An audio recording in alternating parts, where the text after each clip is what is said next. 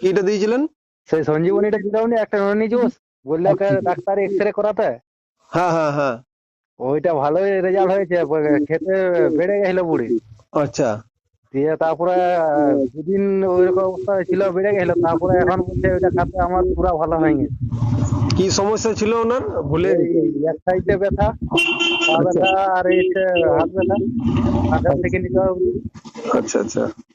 নন্দিনী ঘোষ সঞ্জীবনী ভালো দিয়েছিলেন রেজাল্ট না? হয়েছে। আর সে ভাগ্নি কাছে গড় করছিল, আচ্ছা বলছে বলছে তুই ছিলি বলে আমি বাঁচিয়ে গেলাম, নাইলে মরে যেতাম। আচ্ছা আচ্ছা। ভালো রেজাল্ট হচ্ছে। কন্টিনিউ চালাতে বলুন, ঠিক আছে? মিনিমাম 3 মাস চালাক, তারপরে আগে অবস্থা দেখে কাজ করা যাবে, ঠিক আছে? হ্যাঁ। हासिल कर ऐसा शिखर, पर्वत की भी नजरें उठे।